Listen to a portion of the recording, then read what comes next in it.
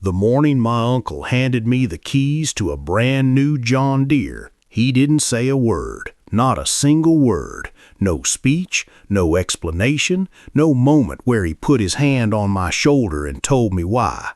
He just walked out of his barn at 6:15 in the morning, held out his hand with the key sitting in his palm, and looked at me the way Earl Hutchins had looked at everything his entire life, quiet, certain, and completely unbothered by whatever the world thought about it. I stood there for a moment, not reaching for the key, because I genuinely didn't understand what was happening. "Uncle Earl," I said, "what is this?" He didn't answer, just kept his hand out, patient as a fence post, waiting for me to take what he was offering. So I took it, and that was the moment everything in our family broke open. I should tell you something about Earl Hutchins before I tell you the rest of this story, because if you don't understand who he was, none of what happened afterward will make the kind of sense it deserves to make. Earl was 71 years old that April morning in 2019, and he had farmed the same 180 acres of Kentucky bottomland his entire adult life. Dark soil, good water, the kind of ground that rewards a man who treats it right and punishes one who doesn't. He'd inherited it from his father at 24, the same year he married my Aunt Loretta, and in the 47 years between that inheritance and the morning he handed me those keys, he had never once taken a vacation, never once slept past 5:30 in the morning, and never once said more words than the situation absolutely required. That was Earl, economical with everything. Time, money, words, especially words. The farm was his whole life, and he ran it the way he ran himself, quietly, steadily, without drama or complaint. Neighbors respected him. The county extension office had used his operation twice as a model for young farmers trying to learn sustainable practices. His corn yields were consistently among the highest in the county, not because he threw money at the land, but because he paid attention to it in a way most men pay attention to nothing.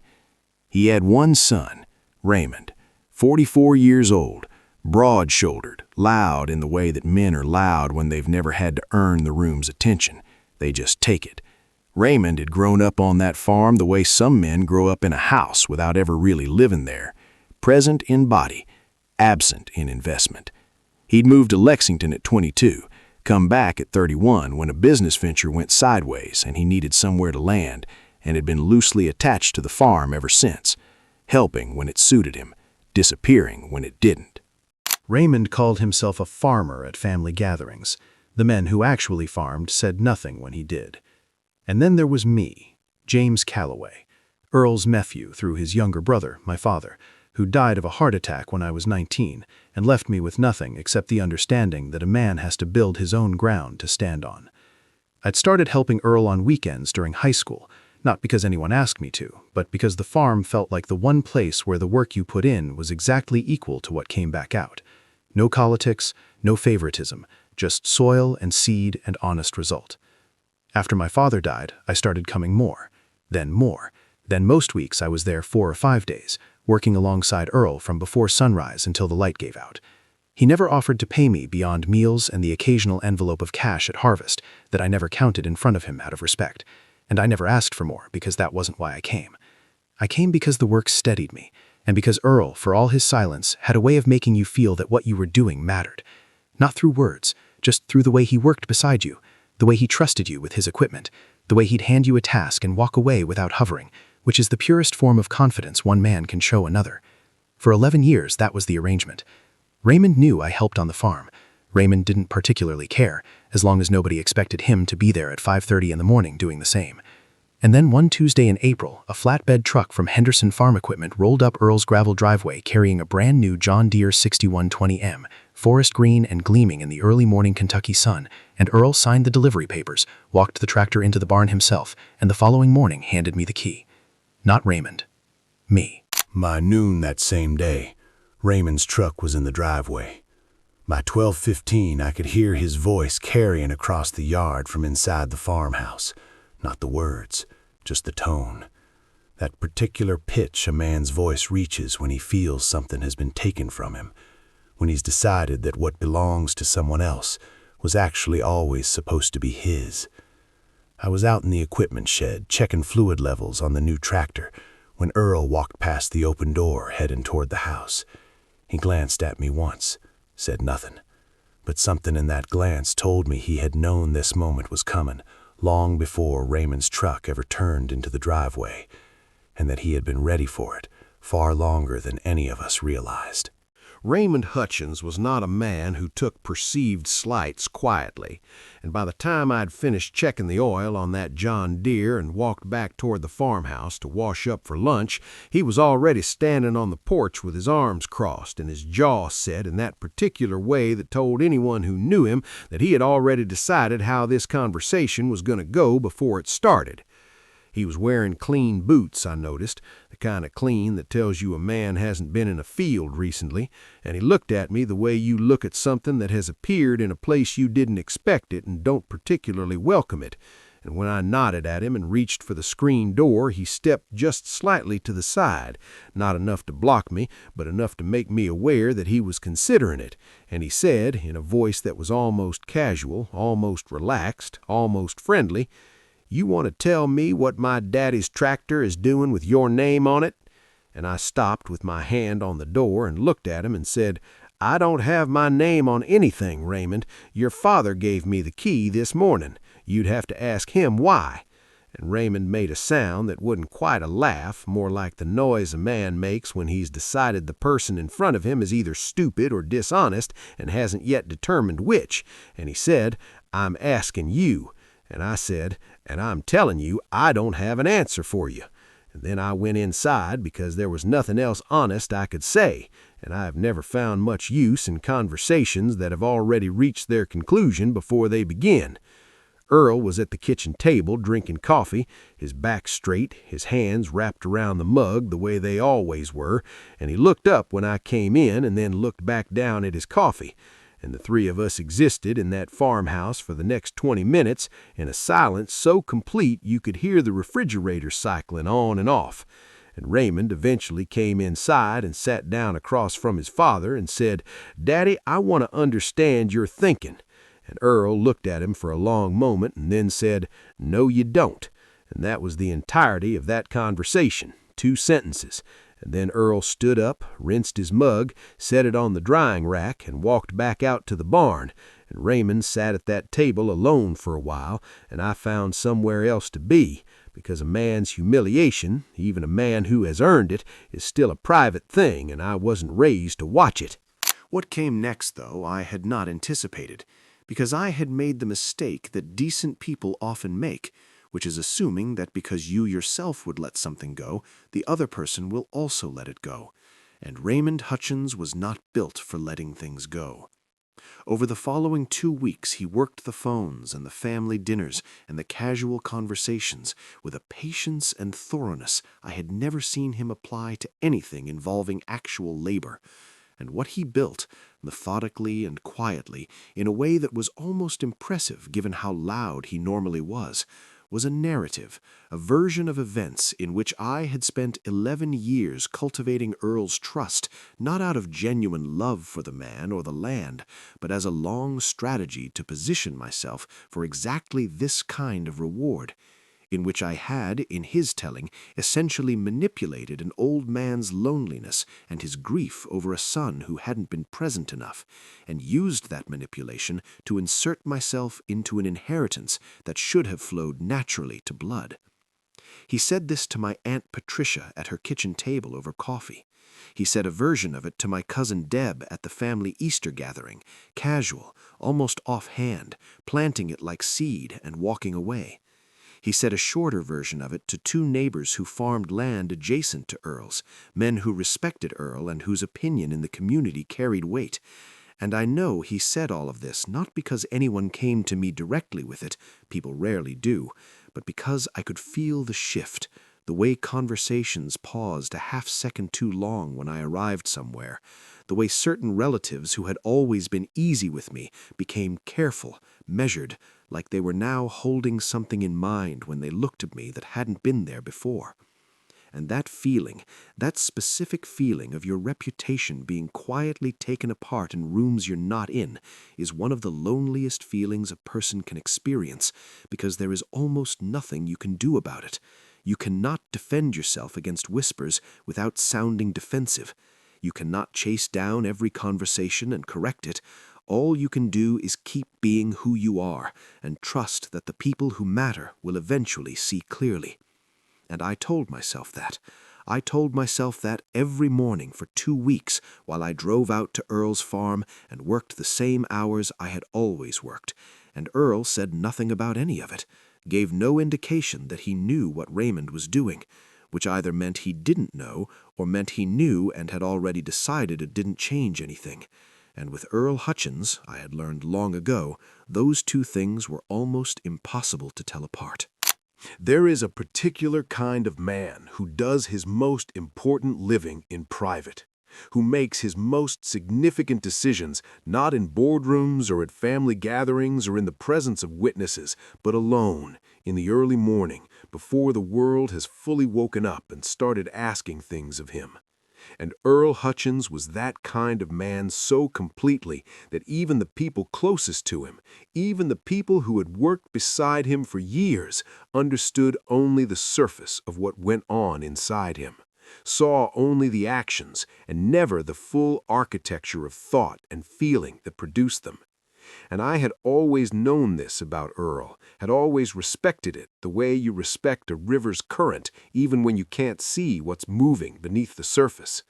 But in those 2 weeks after the tractor and Raymond's quiet campaign against my name, I found myself thinking about Earl's silence differently, turning it over in my mind during the long hours of field work, wondering whether the man who had handed me those keys without a word of explanation had understood, had always understood, exactly what that wordless gesture would cost me in the short term, and had made his decision anyway, and what that meant about what he knew, what he had seen over 11 years that I had never thought to calculate or keep track of, because I hadn't been keeping track. I had just been showing up, just been working, just been doing what felt natural and right, without any awareness that somewhere in Earl Hutchins' quiet mind a record was being kept with a precision and faithfulness that I could not have imagined. I started thinking about specific mornings, pulling them up one by one, the way you pull old photographs out of a box, not looking for anything in particular at first, just looking. And what I found when I laid them out in my memory was a pattern so consistent it almost embarrassed me that I hadn't seen it as a pattern while I was living it. The April morning 3 years back when Earl's knee had given out on him during planting and he hadn't said a word about the pain, just started slowing down, and I had noticed the way he was walking and without discussion had taken over the planting for 4 days straight while he rested it, neither of us mentioning it, neither of us making it into anything, just a problem that needed handling, getting handled.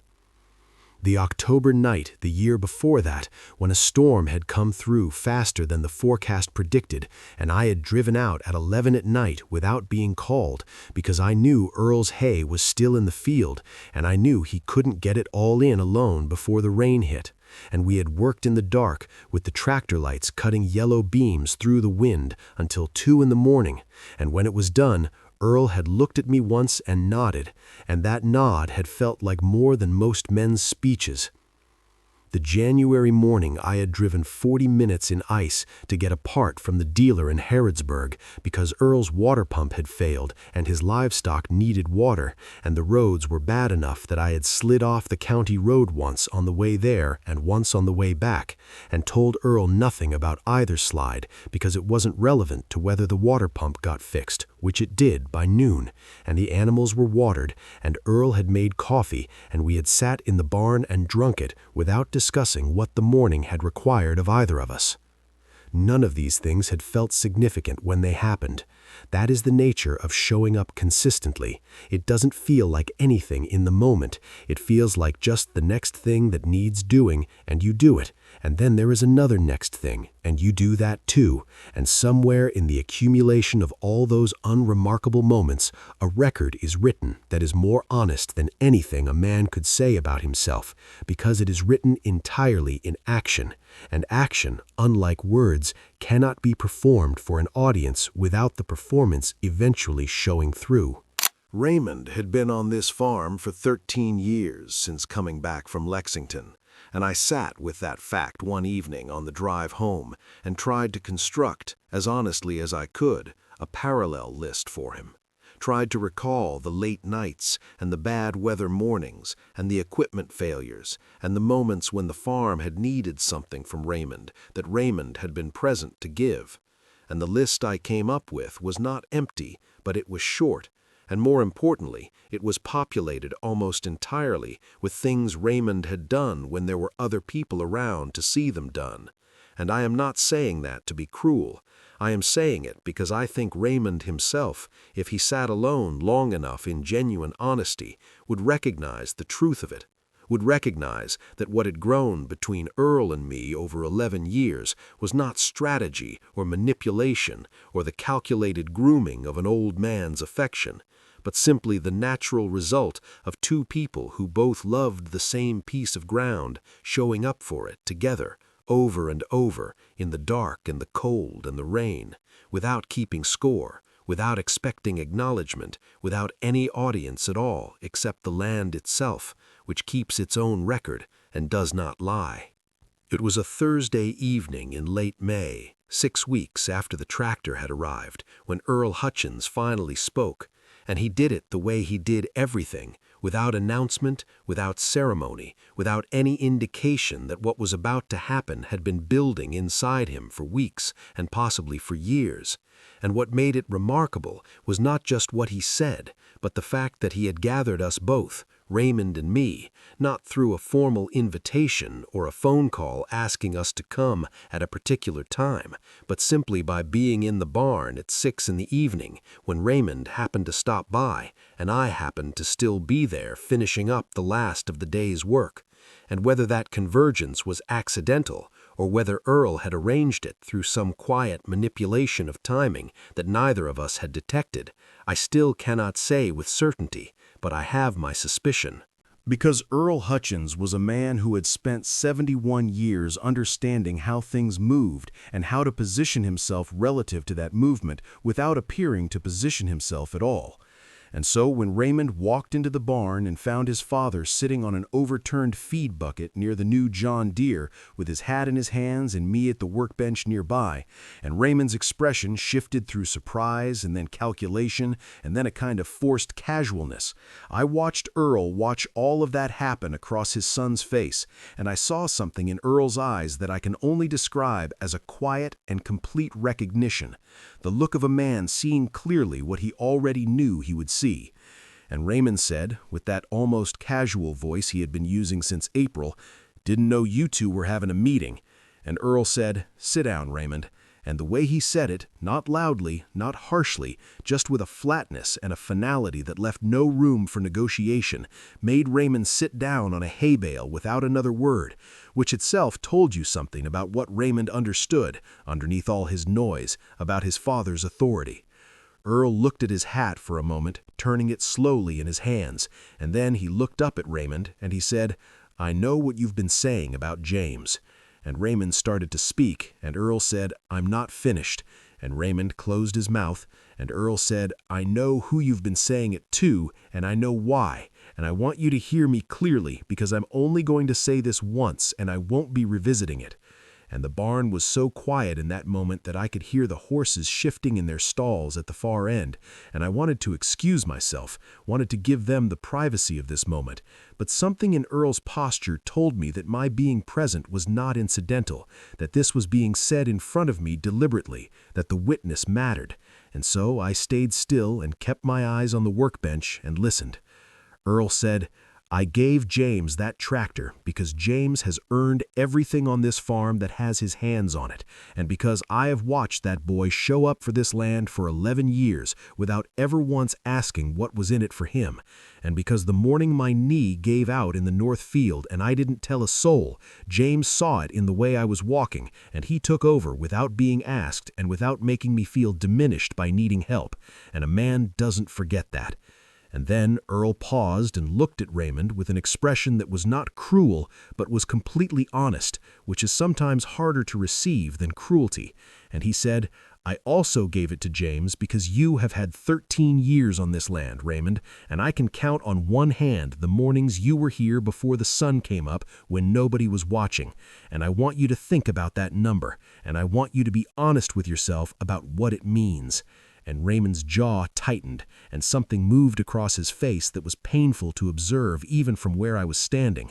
And Earl said, This is not about loving you less. I want you to hear that. This is not about what you mean to me as my son. There is nothing on this earth that changes that. But a farm is not a feeling. A farm is work, and work has to go to the people who have shown they will do it when it is hard and cold and thankless, and nobody is applauding them for it. And that is James. That has been James for 11 years, and giving that tractor to you instead would have been a lie, and I have never lied to this land, and I am not going to start now. And then Earl put his hat back on his head and stood up from the feed bucket with the careful deliberateness of a man whose body has logged 7 decades of physical labor. And he looked at Raymond once more and said, You are my blood, and I love you completely, and I am telling you the truth, because that is also what love requires.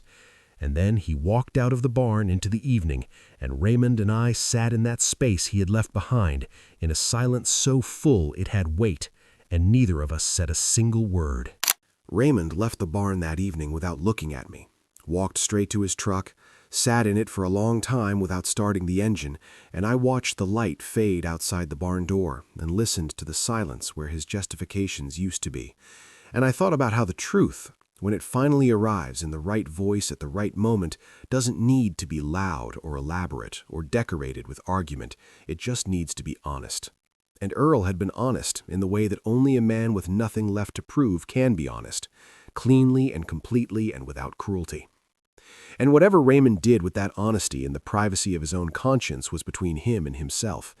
But something shifted that evening that I could feel even then, standing at that workbench in the fading light, something that had been pulled tight for 6 weeks, quietly releasing, not with a snap, but with the slow exhale of a thing that has finally been named. In the weeks that followed, Raymond didn't disappear entirely the way I half expected him to, didn't retreat into Lexington and cut the farm off the way a wounded and humiliated man might. And I think that surprised me more than anything else in this story, because it told me something about Raymond that his behavior over the previous 6 weeks had obscured, which was that underneath the entitlement and the noise and the campaign of whispers, there was still a man who loved his father, who maybe had always loved the farm more than he'd loved the work of it, which is a different thing entirely, but not a shameful one.